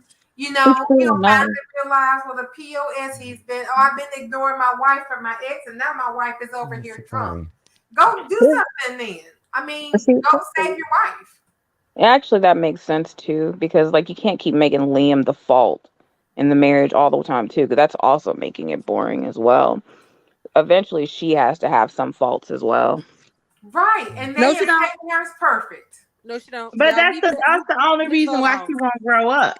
She can't grow up No. if she doesn't know how to learn from her experiences. Well, what is y'all Well, doing? she Y'all, learned not to this let is her not. This man is be the. half naked around her mama. This Yeah, character she is learned that. that lesson. That's for damn sure. I still, That yeah, shit I'm still laughing Is. about that. that shit Y'all stuck. expected something different from this character. I mean, we have this conversation every night. We have this conversation every damn night. That is I, not who Hope is. She is not I the get character that's going to bring you any excitement in any way, shape, or form. Look at what she's in right now. She happened to walk past the door and overhear somebody else having an affair. That's her role. That's it. She is going to find out, talk about, judge, criticize, and preach about somebody else's shit. And whatever she does, nobody sees it, nobody smells it. That's it. Stop trying but to then make this girl interesting. It's not going to happen. Girl, you sound like Georgina George telling us to stop trying to make fetch happen. Stop trying to make fetch happen. Y'all stop trying to make fetch happen. Fetch ain't gonna happen. I mean, and as far as Liam goes, Liam deserves it. He needs to stay Mhm. right over there and be crippled by Saint Hope. And he needs to be crushed under the pressure of trying to live up to her expectations, all while he knows that he still has another woman in his heart. And he gets boners uncontrollably around her, and that's why he always accidentally falls into her vagina. But he's always very, very sorry afterwards. So you got to give it a Lord, break. I can go the So rest that's of my soul life without Liam and Steffy ever happening again. right. honestly So He that's what needs I'm to cannot. go and saying. say That's he's the being best that we devoted can to get. Hope. The best we can get is a Liam that is happily carrying Hope's purse and I mean, he's invisible. already. For the most part, I love it like this. Yeah, I me too. like I it. love it. Yes. I love it. Oh And yes, he I is love not even Liam and on Hope Steffi's together. radar. Exactly, Exactly. because Steffi is off screen, living in Hope's head, hope free, rent free. Liam is probably going to jet off to Europe any day now to go and visit Steffi. He's probably going to take the Spencer jet to visit Jackie. Not Jackie. Goddamn. Kelly for the weekend, for a weekend, any day now, what's gonna happen? Mhm. It's gonna all be Mhm. off screen. It'll just be talked about. But the powers that be are never going to let the Hope fans rest. They are Mhm. always going to remind them that Liam As still they loves should. Steffi. So Yes. that's just Girl, the As end they of should. that. So that the best we can hope for is for him to keep happily carrying her purse and keeping that 50% of love that he has for Steffi in his heart to himself. And let Hope keep it under lock and key. Let him keep that in Renee. his heart and away from Steffi. The best we can hope for is that. Wait, did Renee say Renee. something? I Renee. think Re- Bring up the I white think chocolate. Renee. I think we lost Renee, y'all. I think she may have fallen asleep. Sorry. I kept hearing this sound that sounded like somebody was talking or mumbling or something. And I'm Is, like, where is that coming from? It's driving me crazy. It was like is it brown note. that And I kept hearing it. Look, okay, be quiet. Everybody, shh, be quiet. Listen. She stopped breathing. Oh, there goes. She is asleep on us. Renee, So I muted her. I Renee, told come back. we lost her. I can hear it, but I'm like, is somebody being kidnapped? I thought it was background noise and because I know Lumi had her dog, and I figured somebody just had some background noise going on at their house, and I was just y'all like, heard it was whatever. my air conditioning, but I muted my mic. And then I thought maybe it was somebody talking to a kid or somebody else in the background or somebody in the room with them. But it never turned into words. And then I'm like, okay, y'all, everybody else is talking. If I mute, and it's usually always the people who aren't very regular. When Irene comes in, there's always background noise. So I have to mute her. The girl, she's snoring for real. Child, I hope she know that the people gonna know that she's a snorer. But well, hopefully she wakes up and rejoins us before the end. I muted her first because I knew it wasn't any of you other guys, because when you were talking, it wasn't like it was a part of your background. So I just started muting people to rule it out. And yeah, bless her heart. She's probably tired. It's 9:09 in somebody's world, so she might be on the East Coast. Girl, I'm sorry you fell asleep. We gonna laugh a little bit though. It is the middle of the work week too. I'm with the SB Rider. You saw SB Rider last comment. Never have Hope do an abortion on any storyline where she's at fault. Hope and Liam are boring Mary Sue's. That is why they need Steffy and Thomas to make them interesting. And that's why I said she needs I don't disagree with so that they can be interesting on their own. And the thing is interesting. And that's the thing. Since somebody else since there apparently is a different cook in the kitchen who may be, trying to spice up the soup, so to speak. They tired of somebody boiling the vegetables and not seasoning a damn thing, so to speak. I'm hoping somebody, whoever this is in the kitchen, who apparently has gotten us back to an ABC story format, will try to do something else with Lope other than what they've been doing with them up to date. Yeah, because it's old news. Like, it's at this point, we are all over it. Y'all, and they have to be over it, because that whole scenario where Liam ran back to Steffi's first chance he got after seeing the mannequin. Okay, that's it. No more. We don't want to see no more of those type of storylines to make that shit interesting. Right. It was so I gross. like that. They did that to us, and they did that to our sin relationship. And they did it only specifically for Lope's story. They didn't even give Steffi a valid reason for even doing it. They didn't play any. They literally didn't really play any of. But you know what? I like how Ken put it out there, and he said he made it. He brought it to light. It's all Liam's fault. She can't. She have a hard time telling you no, and it's just like you preyed on her weakness for you, like her sympathy. When Finn, and he didn't Dragon Liam is one of my favorite things. Yes. And I love when he told him that. I love when he literally came through the doors at Forest and said, "It's all Liam's fault." Yes, he did. I was like, "You goddamn right, it is." And then y'all remember all those comments about, "Oh, he should leave her. He should leave her for Hope and this, that, and the third." I'm like, y'all just so jealous. Oh, it's just not even jealous. You know what I found? It's a disease. You know what I found funny though was when they were making those posts all over Twitter about like Finn should leave Hope for Finn should leave Steffi for Hope and everything. I was thinking to myself like, but see, here's the problem with Finn. He actually has staying power, unlike the man that you guys wanted for Hope.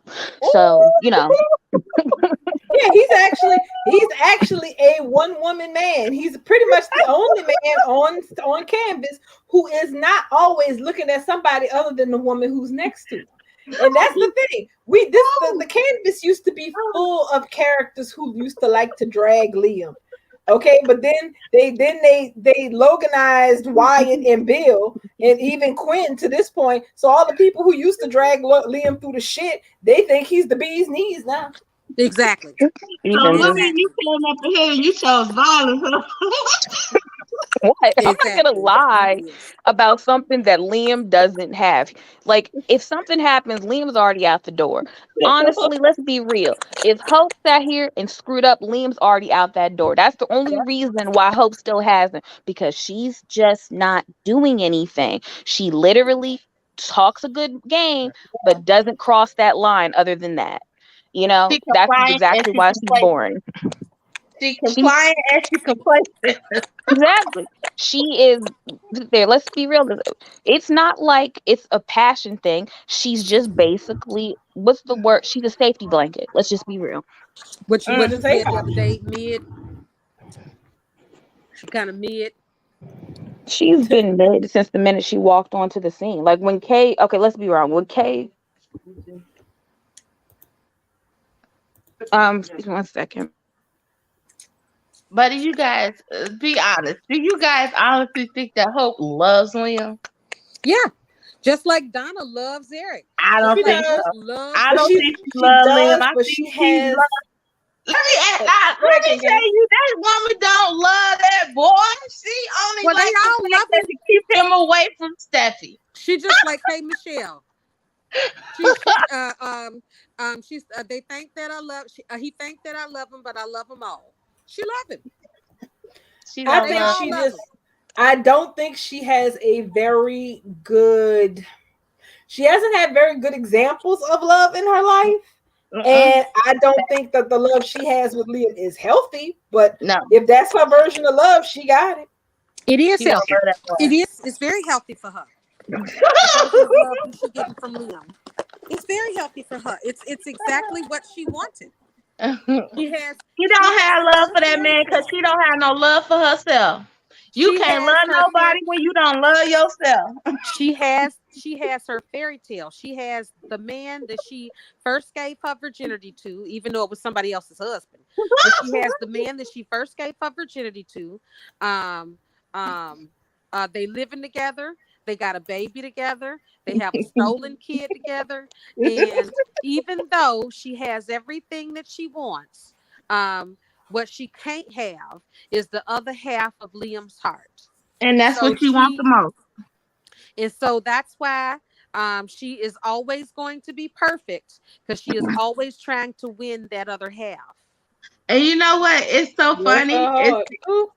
You know, I don't want to keep talking about this all day and all night because we got something else to talk about, ladies. Apologies, ladies. I didn't mean to leave for a second. That's okay. I had an emergency. My mother had an asthma attack.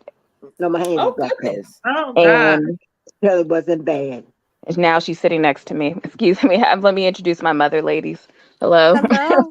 Hi. These are the Talking ladies soap. that I talked to about soap operas. You know, the Hey, soap lady, with the person my daughter talked to about the soap opera. Nice to meet you.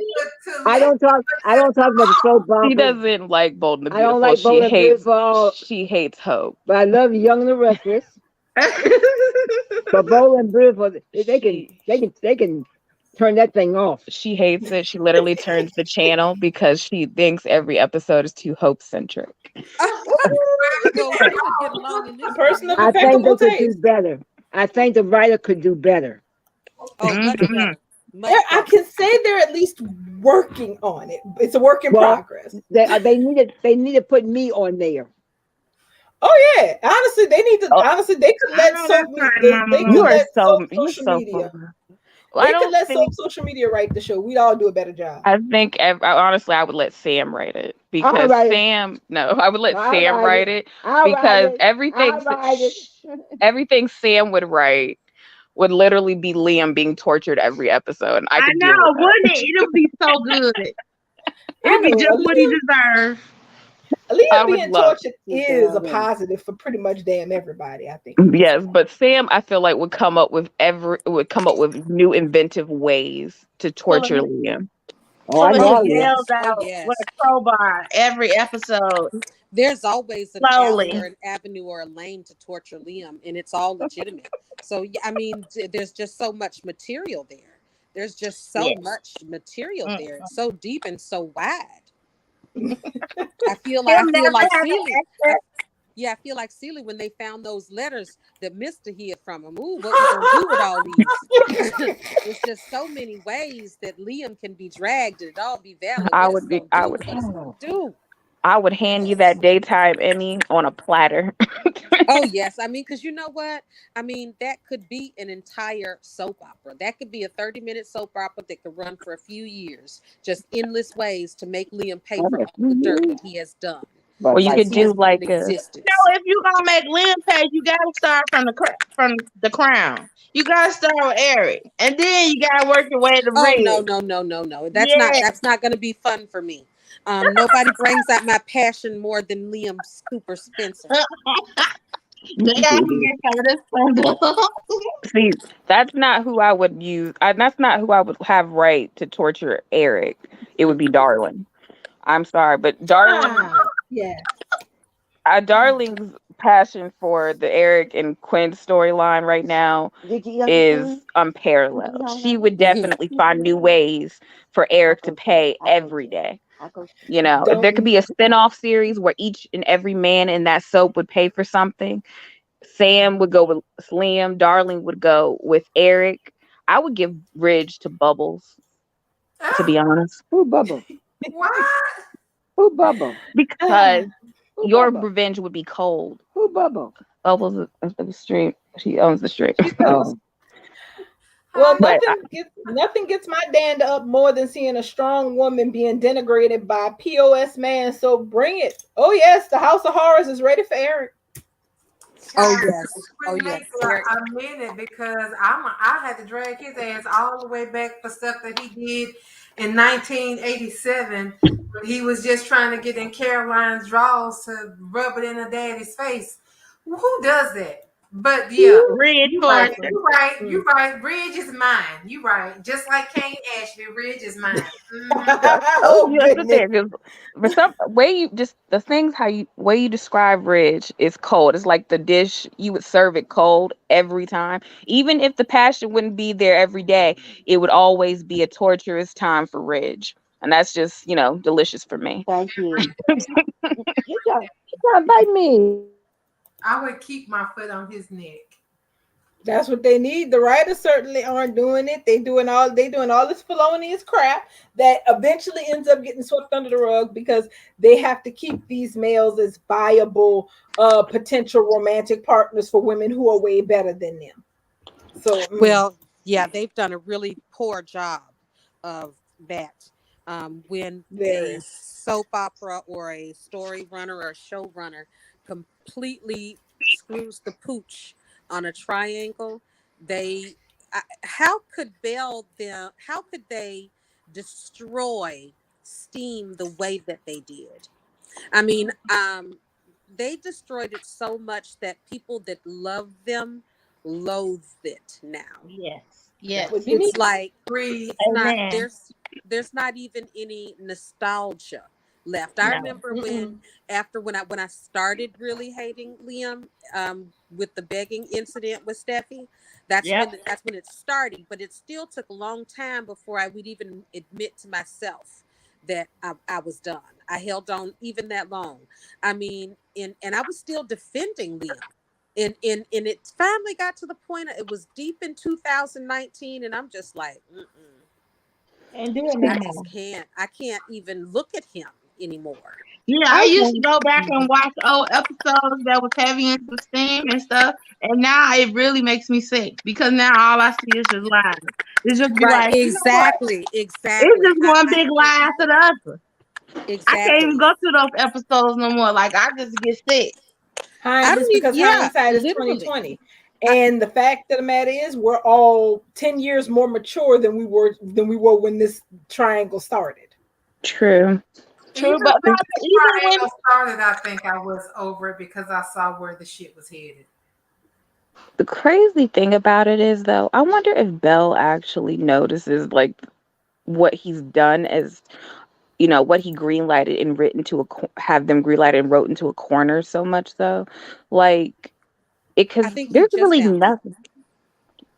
Yeah, and I guess he did, but ultimately, here's the problem with that: like, how much?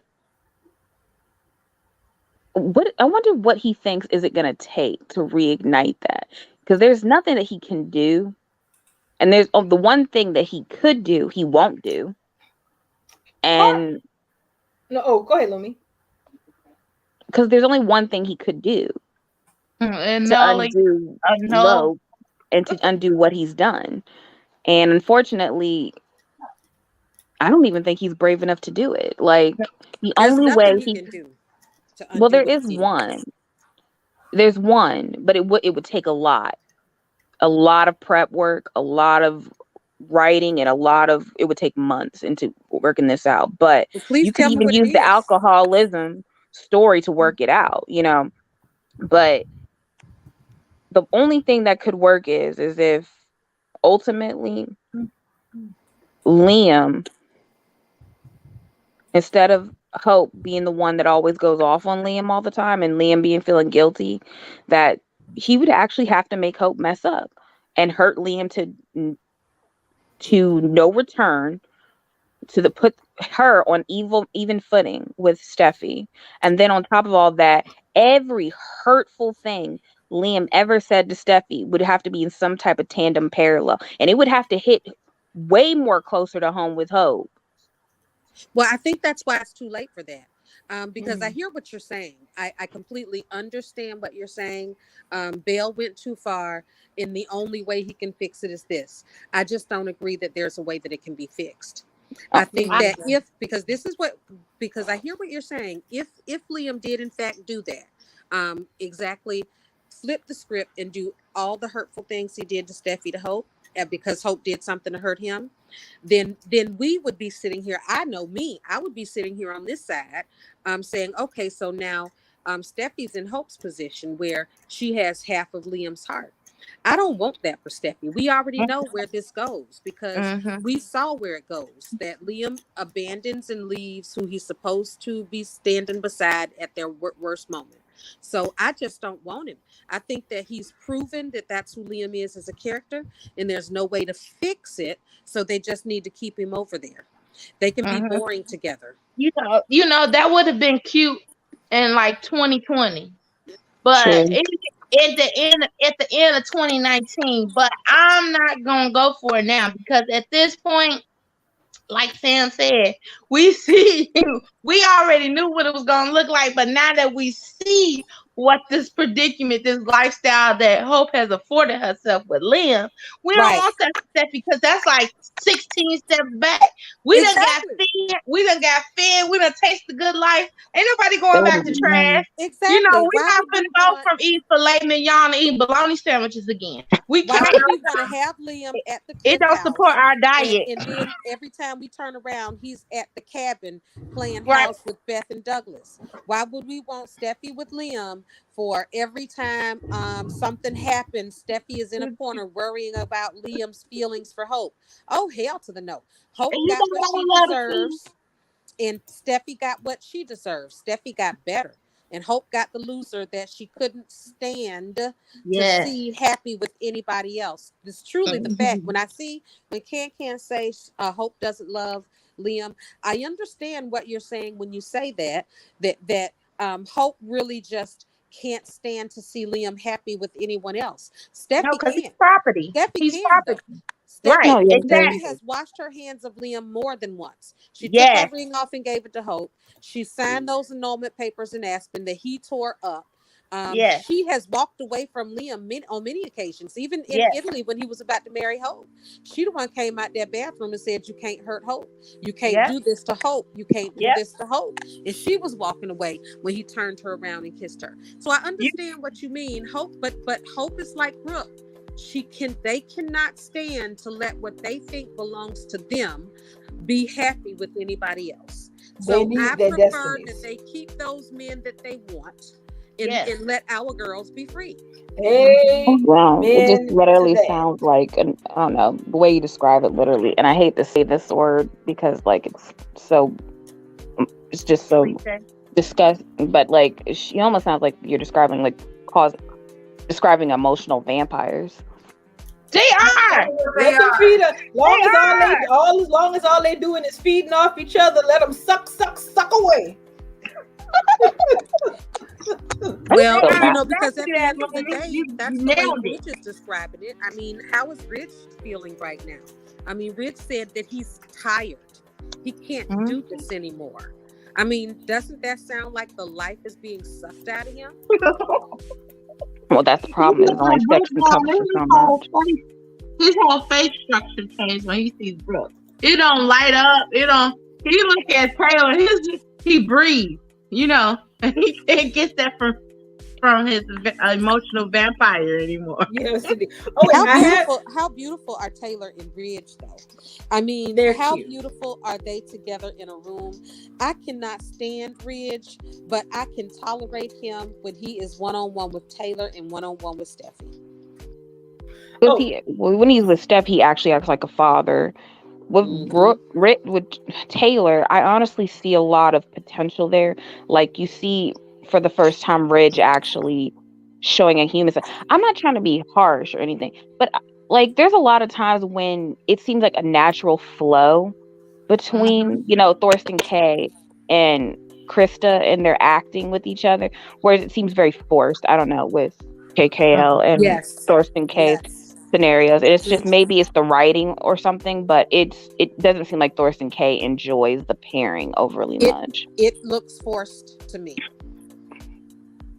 It does. Yeah. It looks And forced. it's almost And 9 sometimes o'clock. I even look in Catherine's face, and sometimes I'm trying to wonder if she's trying to determine what expression to give sometimes. And it's weird because she's a pro.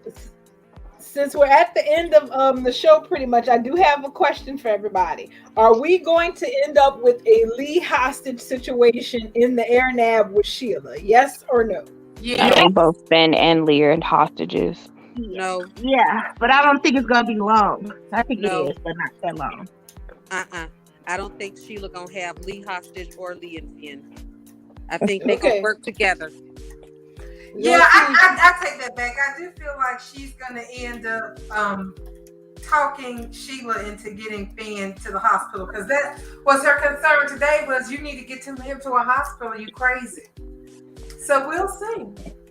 You know what I want to see though? You know what I want to see after seeing the actress who plays Lee in these scenes these past couple of weeks? I actually kind of want to see her have like a romance on the show. Like I don't know, I want to see it I want to see it be messy. Like I want to see her a messy romance. I want her Thomas to have be available. Affair. Who said that? Sam said she wants Lee and Thomas to have a May-December affair. Older woman, younger man. He's troubled and she's exasperated, and they just fall into sex together. Well, that is what happened with Wyatt and Katie. Yeah. Yep. And Owen and Jack. We've seen it before. Yeah. Well, a cougar.